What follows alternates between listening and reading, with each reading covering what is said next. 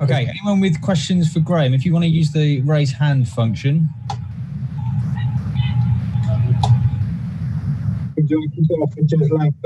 Jeremy from Sky, just promote him. Hey, Jeremy, if you want to kick us off. Sure. Hi, Graham. How you doing? Hi, Jeremy. Yeah, obviously no winner tonight, Chelsea and Brighton, but do you think actually the real winner was football because of the news concerning the European Super League, Man City withdrawing and Chelsea set to follow?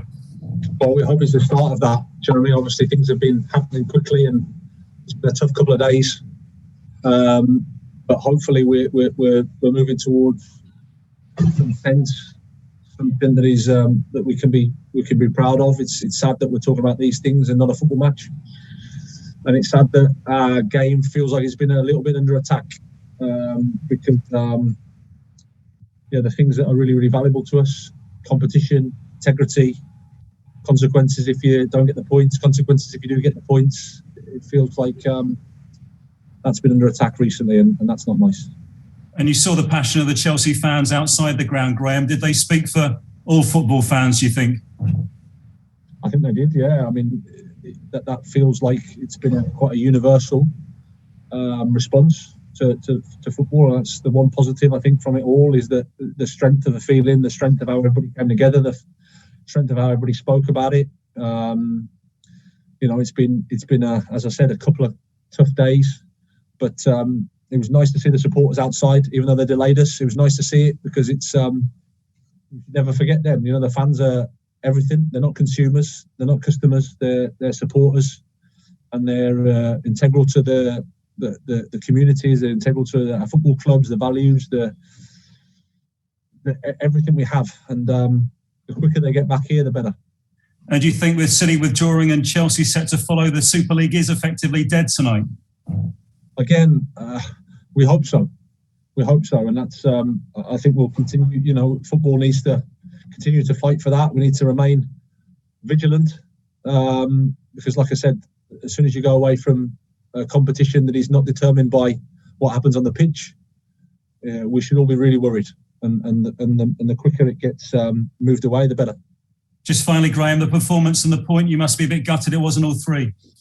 Well, yeah, of course, we had hit the post and had a couple of chances. I mean, we're playing against a top opponent. We have to be fair to say that. But overall, I thought our players were amazing.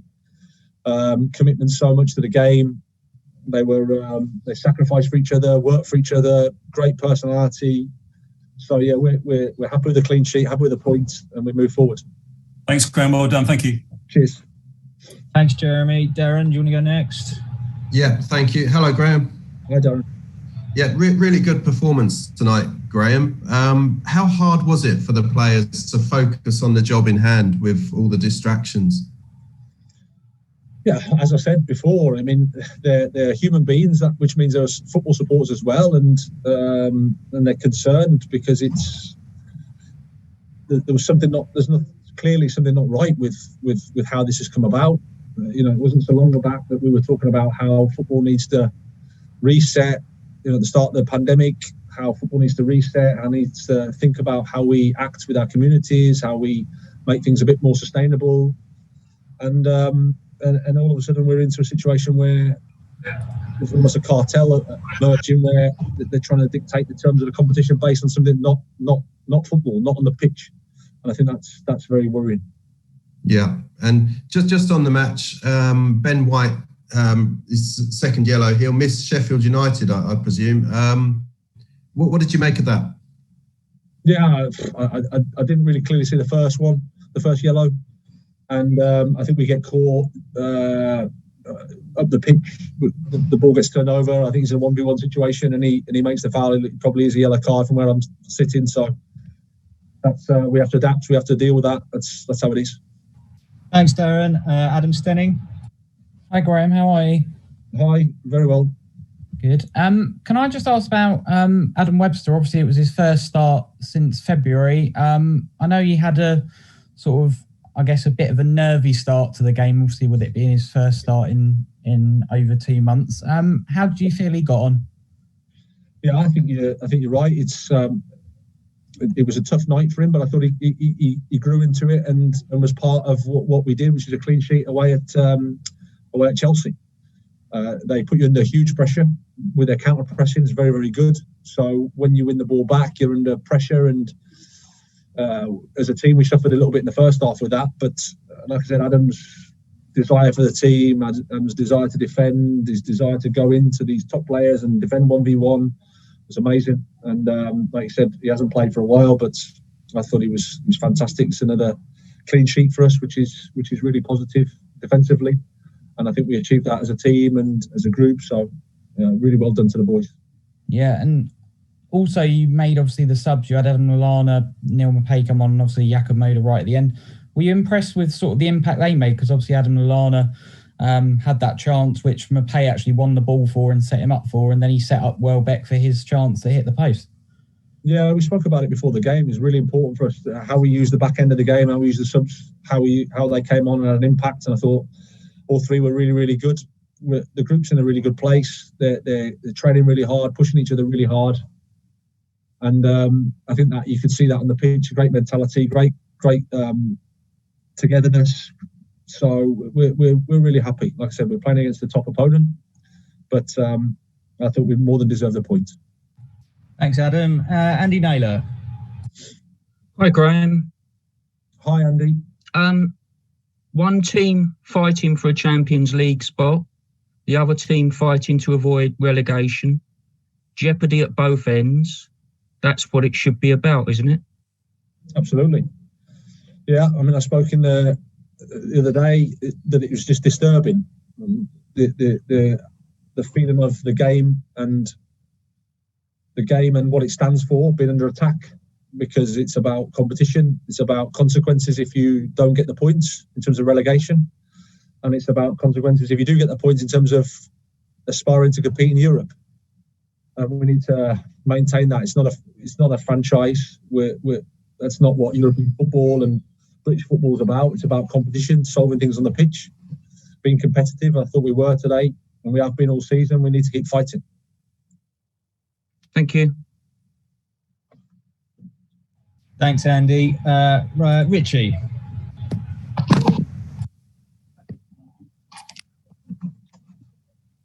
Hi, Graham. Congrats on the point. Hi, Richie. Thanks. I just wanted to ask you if you could just explain kind of why you think that, because I actually thought Brighton maybe deserved to get the win, because you really pinned them back in the second half after they sort of did that in the first. Can you just explain that, what maybe tweaks that you made and then its success that led to it from the kind of changes, I guess, in the second half? Well, I thought we started the first half well, and we made a couple of unforced errors, which gave them a bit of life. And they've got some fantastic players and great quality, and they're in a really good moment. So they drove us back a little bit more than we liked. We switched Danny and Neil a little bit. Danny and Leo, and then Pascal and Alexis tried to create a bit more of a bit more options centrally in terms of our play. Adam was always. We're thinking about using Adam towards the back end of the game because of just generally the physicality of the game.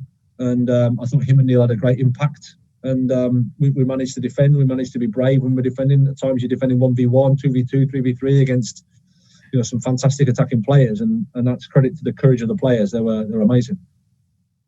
And final one from me, just in terms of the shirts before the game, when did you guys make that decision and how did you guys come to it?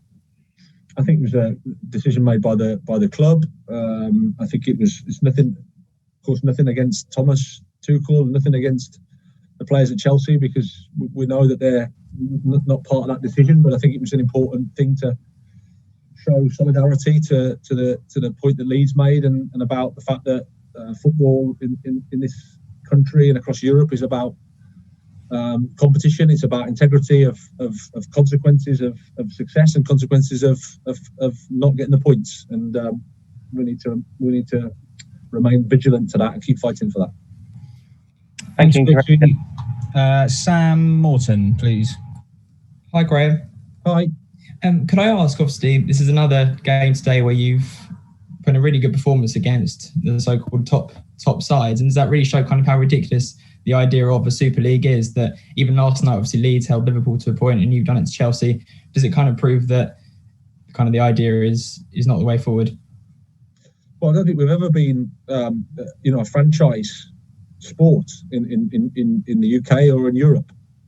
As soon as you remove the threat of relegation and you remove the chance that you can be successful in terms of further competition by what happens on the pitch, we take away everything that is fantastic about football in this country and across Europe. So that's clear, and I think most people, all the people in football, value that competition. And it might be different in other countries with franchises, with removing the threat of relegation so that businesses can develop in a better way because there's more security, but that's not how it is over here. And we need to understand that and remain respectful of that. Thank you. Thanks, Sam. Paul Brown. Hi, Graham. Hi. When you saw what was going on with the fans outside, did you know then you'd get a result, that Chelsea would be distracted, that it would help you tonight maybe? No, we still have to go and play against the top team. And as much as Chelsea are distracted, so are we. I don't think there's any difference really, because we still have to deal with the situation. There's not a monopoly on distractions. Was it disruptive for you then? Well, it was disruptive, but we completely understood why it was disruptive, and we understood the feeling of the supporters, and we're happy to see it. We understood that what they were emotional about, what they were trying to do. I think they made a fantastic point, and it's something that, as I said before, as a football family, we have to remain vigilant to this. We have to keep reminding ourselves of how important the supporters are.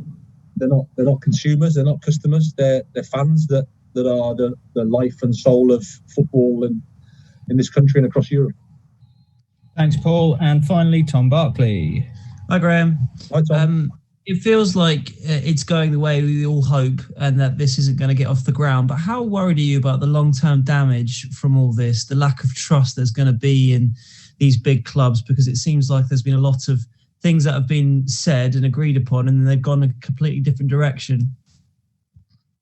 Yeah, I think we have to be, as I said, we have to remain vigilant, because whilst you've got essentially these clubs, they're not clubs, they're private companies, and with billionaire investors that are thinking about, I don't know how much responsibility they have to the pyramid. I don't know what their thoughts are with that, what their commitment is to that, or whether they're just thinking about the share price or how the performance of the company is.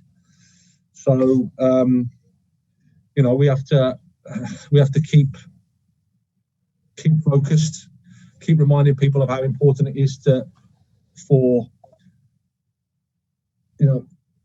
competition to exist, that consequences exist on the pitch, and you can't create franchise systems in European football. I think it's impossible, because it goes against everything that we've stood for 150 years.